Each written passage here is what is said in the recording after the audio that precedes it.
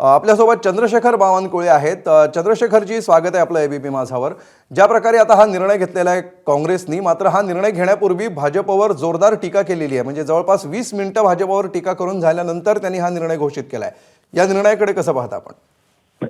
एक तर काँग्रेसने बारामतीमध्ये आपला उमेदवार मागे घेऊन आदरणीय सुनेत्राताई पवारांना समर्थन दिल्याबद्दल मी त्यांचं अभिनंदन करतो। पण हे करत असताना त्यांनी भारतीय जनता पक्षावर जी टीका केली ती टीका त्यांना करायचा अधिकारच नाही, कारण काँग्रेसने आपली संस्कार संस्कृती न पाळता, या राज्याची संस्कार संस्कृती न पाळता हा उमेदवारी अर्ज दाखल केला होता।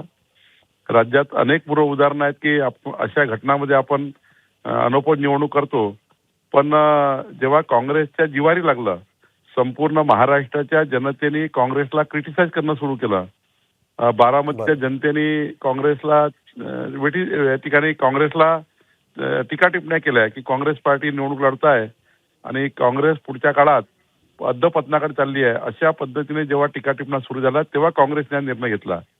त्यामुळे भाजपावर आगपागड करणे, मुख्यमंत्र्यांच्या विरुद्ध बोलणे, पक्षाबद्दल बोलणे हे त्या ठिकाणी विकृत लक्षण आहे। आणि त्यामुळे विकृत लक्षण असलेल्या काँग्रेसनी ठीक आहे, उशिरा आले पण जागे झाले, त्यांनी ठीक आहे समर्थन दिलं, त्याबद्दल धन्यवाद आहे त्यांचे। पण कुणावर टीका करून समर्थन देणे हे काही योग्य नाही। म्हणजे बावनकुळेजी, याला जोडून प्रश्न असा आहे की अनेक नेत्यांनी सपकाळांना फोन केले, खरगेंना फोन केलेले होते। त्याच्यामध्ये राष्ट्रवादीचे जसे नेते होते तसे भाजपचेही स्वतः मुख्यमंत्र्यांनी हर्षवर्धन सपकाळ यांना फोन केलेला होता। या सगळ्या संवादाचा परिणाम म्हणून उमेदवारी मागे घेतली असं तुम्हाला वाटतंय की काँग्रेसला तुम्ही जसं म्हणताय तसं पराभव दिसू लागला म्हणून त्यांनी मागे घेतले? नेमकं कशामुळे मागे घेतले? बारामतीमध्ये काँग्रेस पार्टी जर निवडणूक लढली असती, महाराष्ट्राच्या इतिहासामधला आतापर्यंतचा सर्वात मोठा पराभव बारामतीमध्ये झाला असता आणि पुढच्या महाराष्ट्राच्या राजकारणामध्ये बारामतीमधूनच अधपतनाची सुरुवात काँग्रेसची झाली असती।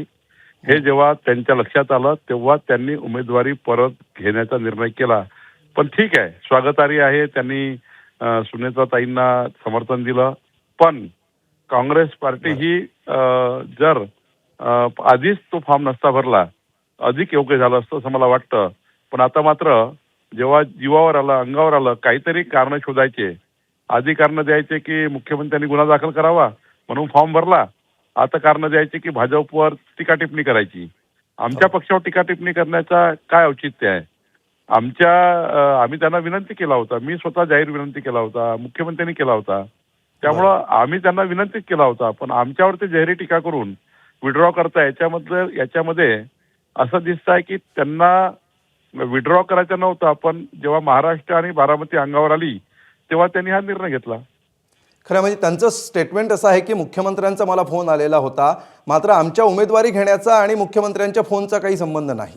ठीक आहे ना, आमचा काम होता त्यांना विनंती करण्याचा। मुख्यमंत्री असेल, मुख्यमंत्र्यांनी, सुनेत्राताईंनी, महाराष्ट्राच्या अनेक नेत्यांनी त्यांना विनंती केला होता, मी सुद्धा जाहीर विनंती केला होता की आपण विड्रॉ करा, याच्यातच तुमचा भला आहे। पण त्यांनी उशिरा का नाही होणार, पण त्यांची शहाणपण त्यांना सुचलं आहे। तर मला असं वाटतं की त्यांच्या शहाणपणाचे मी धन्यवाद देतो। पण जर ते लढला असतं तर मात्र ते काँग्रेस पक्षाचा बारामतीचा सुपडा साफ झालाच असता, पण महाराष्ट्रामध्ये अधपतनाकडे पार्टी गेली असती आणि महाराष्ट्रामध्ये जनाक्रोश काँग्रेसच्या विरुद्ध झाला असता। ठीक, धन्यवाद चंद्रशेखर बावनकुळेजी। एबीपी माझाशी सविस्तर बातचीत आपण केलीत त्याबद्दल।